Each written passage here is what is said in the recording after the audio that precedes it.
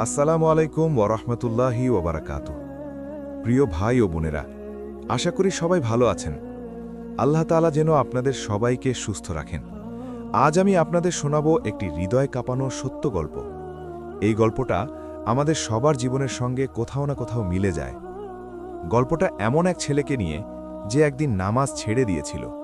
দুনিয়ার কাজে ব্যস্ত হয়ে সে আল্লাহকে ভুলে গিয়েছিল, কিন্তু এক রাত তার পুরো জীবন বদলে দেয়। সেই রাতে সে দেখে এক ভয়ঙ্কর স্বপ্ন। চলুন গল্পটা শুরু করা যাক। ছেলেটার নাম ছিল রহিম। ছোটবেলা থেকেই সে নামাজ পড়ত। মসজিদে আজান শুনলেই সে দৌড়ে যেত। তার মা সবসময় নামাজের গুরুত্ব বোঝাতেন, কিন্তু সময়ের সাথে সাথে রহিম বদলে যেতে লাগল। কাজ, মোবাইল আর দুনিয়ার ব্যস্ততা বেড়ে গেল। প্রথমে 1 ওয়াক্ত, পরে 2 ওয়াক্ত নামাজ ছুটে গেল। একসময় পুরো নামাজই ছেড়ে দিল সে। মনে মনে ভাবত, পরে পড়ব, কিন্তু সেই পরে আর আসেনি। নামাজ ছাড়ার পর রাহিমের মন অশান্ত হয়ে গেল। অল্পতেই রাগ উঠত, কাজেও বরকত থাকত না, রাতে ঘুম ঠিকমতো হতো না, বুকের ভেতর অজানা এক শূন্যতা কাজ করত। তবুও সে আল্লাহর দিকে ফিরে তাকায়নি। মনে করত এসব কাকতালীয়। নামাজের কথা মনে পড়লে নিজেকে বুঝ দিত, এখন না, পরে ঠিক হয়ে যাবে। কিন্তু আল্লাহর ডাক সে উপেক্ষা করছিল। একদিন গভীর রাতে রহিম ঘুমিয়ে পড়ে। হঠাৎ সে এক অদ্ভুত স্বপ্ন দেখতে শুরু করে। সে দেখে চারপাশ অন্ধকার, বাতাস ভারী হয়ে আসছে, মাটির নিচ থেকে অদ্ভুত শব্দ। হঠাৎ মাটি ফেটে যায়, তাকে টেনে নেওয়া হচ্ছে। সে চিৎকার করতে চায়, কিন্তু গলা দিয়ে শব্দ বের হয় না। ভয়ে তার বুক কেঁপে ওঠে। সে দেখে নিজেকে একটি কবরে। কবরটা ভীষণ আঁধার।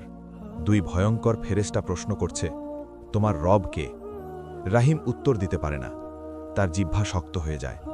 কবর আরও সংকুচিত হতে থাকে। 4 দিক থেকে আগুনের শিখা। সে কাঁদতে থাকে, হে আল্লাহ, আমাকে বাঁচান। ফেরেশতা তাকে জিজ্ঞেস করে, তুমি নামাজ পড়েছিলে? রাহিম মাথা নিচু করে ফেলে। তার চোখ দিয়ে অশ্রু ঝরতে থাকে। সে বলে, আমি অলস হয়ে পড়েছিলাম।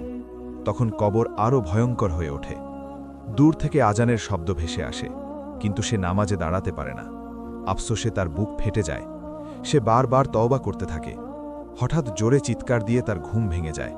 দেখে সে নিজের বিছানায়, শরীর ঘামে ভিজে গেছে, বুক ধড়ফড় করছে। বাইরে ফজরের আজান শুরু হয়েছে। আজানের শব্দ শুনে সে কেঁদে ফেলে। বুঝে যায় এটা আল্লাহর সতর্কবার্তা। সে আর দেরি করে না, অজু করতে উঠে যায়। চোখ দিয়ে অশ্রু ঝরতে থাকে। অনেক দিন পর সে নামাজে দাঁড়ায়। তাকবীর দেওয়ার সময় হাত কাঁপছিল।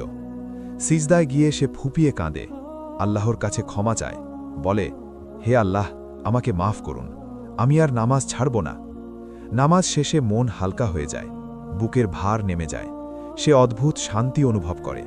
তার চোখে নতুন আলো। সেই দিন থেকে রহিম বদলে যায়। 5 ওয়াক্ত নামাজ আদায় করে।